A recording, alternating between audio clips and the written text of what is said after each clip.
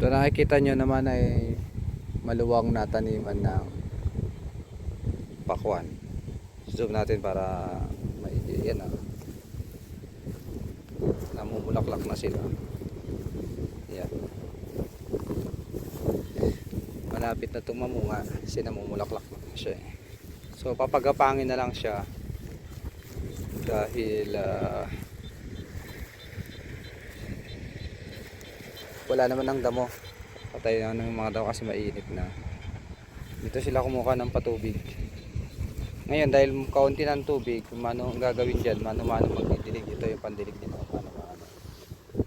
Improvise nga to kasi hindi na to regadera eh. Mas marami sa regadera yata ang laman nito. Yan, so ang daming pakwan. Tamang tama ngayon, Tagaraw. Maganda ang pakwan. Yan. So ang dami ring puno yan, hanggang doon, no? Pati dyan sa kabila.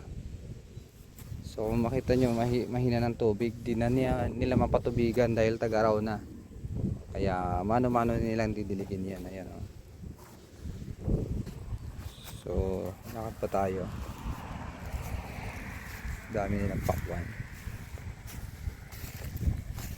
Siguro mga katapusan to, may bunga na to kasi namumulaklak pa nga lang ngayon. Pagdating ng April to, harvest na yan. So dito rin dito sila kukuha ng pandilig dito doon sa luwang ng kanilang taniman pakwan.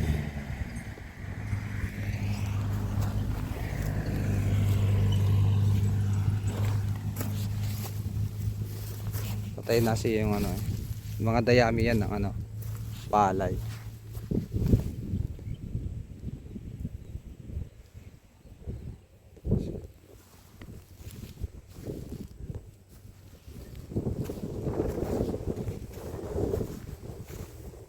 May kanal dyan na source ng tubig.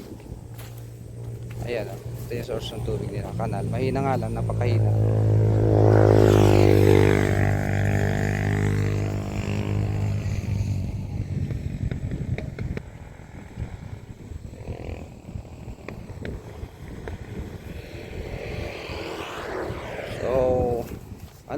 So dito na lang kasi matagal pa to bago mamunga.